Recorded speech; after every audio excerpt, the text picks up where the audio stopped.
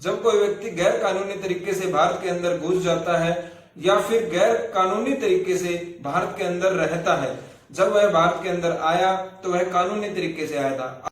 इसको समझते हैं कि जब वह भारत में आया तो उसके पास में valid visa, valid passport and सभी डॉक्यूमेंट्स और सभी जो कार्रवाई थी वो करके आया था। लेकिन जब वो यहाँ पे आया तो वो 6 महीने के लिए आया, लेकिन उसको 6 महीने से ज्यादा हो गया है तो उसका वीजा अब इनवैलिड हो गया है। अगर वो यहाँ पे रहता है तो वह अवैध कहलाएगा। तो यह कहलाता है इलीगल इमिग्रेशन, अवैध प्रवास। और ऐसा व्यक्ति कहलाता है इलीगल इमिग्रेंट, अवैध प्रवासी।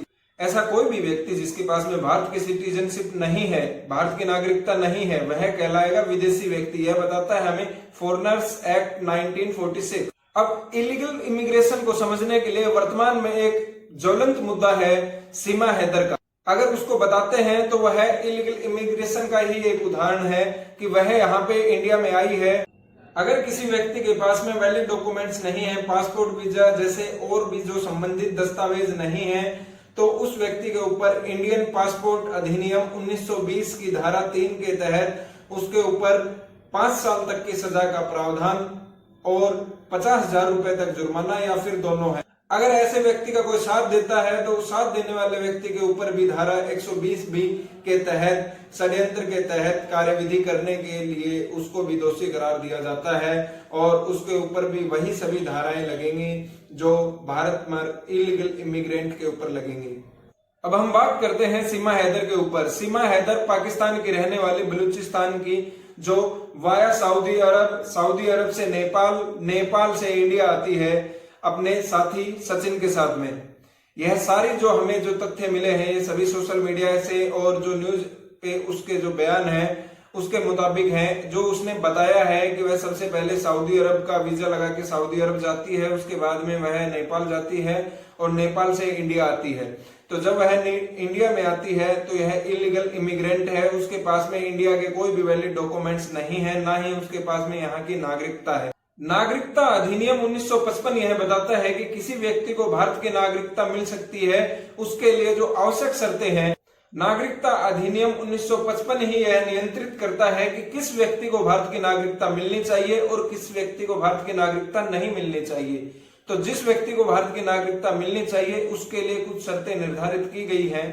पिछले 12 महीने वह व्यक्ति भारत में रहा हो या फिर उससे पहले 14 वर्ष के अंदर कम से कम 11 साल वह भारत के अंदर रहा हो या भारत सरकार में वह सेवा प्रदान की हो उसने।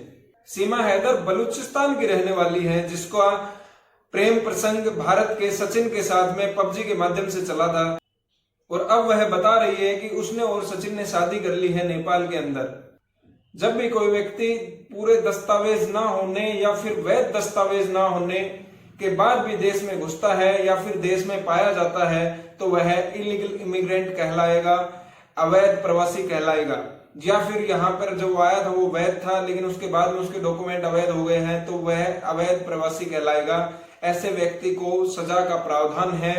सीमा हैदर सचिन के साथ में नेपाल से इंडिया आ जाती है क्योंकि नेपाल जाने के लिए इंडिया वालों का वीजा की जरूरत नहीं है, ना ही वहां से वापस आते हैं तो उन्हें किसी भी तरह के वीजा या पासपोर्ट की जरूरत है। जब सीमा हैदर पाकिस्तान की नागरिक होने के बाद में सऊदी अरब और सऊदी अरब से नेपाल जाने के बाद में जब वह इंडिया आती है तो उसको इंडिया आने के लिए उसको परमिशन नहीं मिलनी चाहिए थी। जहां तक मुझे लगता है अगर उसे परमिशन मिली है तो यह गलत है।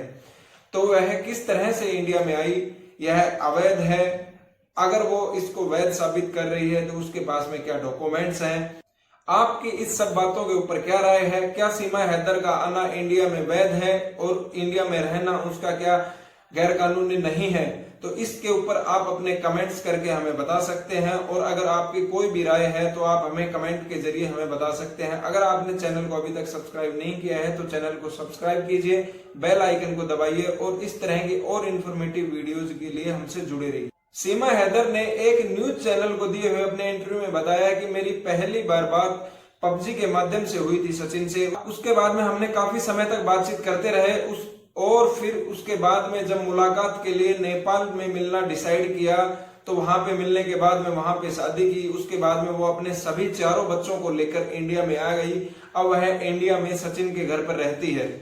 अगर कोई लीगल इमिग्रेंट भारत के अंदर है और उसके साथ में चीट किया जाता है, किसी भी तरह का छल किया जाता है, तो यह सेक्शन 24 ऑफ इमिग्रेशन एक्ट के अंतर्गत गैर कानूनी है और उसके खिलाफ सख्त कार्रवाई की जाती है, जिसमें 2 साल तक की सजा का प्रावधान और 2000 रुपए तक का जुर्माना या फिर दोनों है।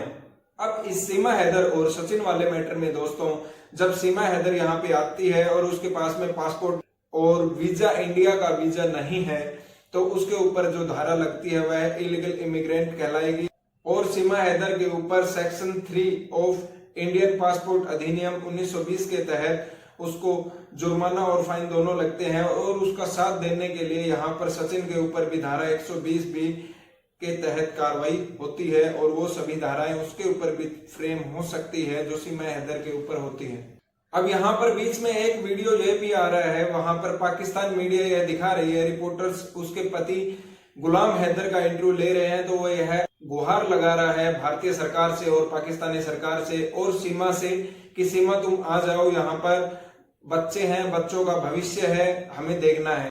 अब एक मैटर यहाँ पर यह भी आता है कि केंद्र सरकार के पास में भी ताकत है, अगर केंद्र सरकार चाहे तो किसी व्यक्ति को भारत की नागरिकता दे सकती है अगर वह लोक हित का मुद्दा है। तो सीमा हैदर को यहाँ पर भारत की नागरिकता मिलती है या उसको वापस पाकिस्तान भेजा जाता है या इस मैटर में आगे क्या कार्रवाई होती है। आपके जो भी कमेंट हैं, जो भी आपके दिमाग में राय है या बातें हैं, आप कमेंट के जरिए हम तक पहुंचा सकते हैं।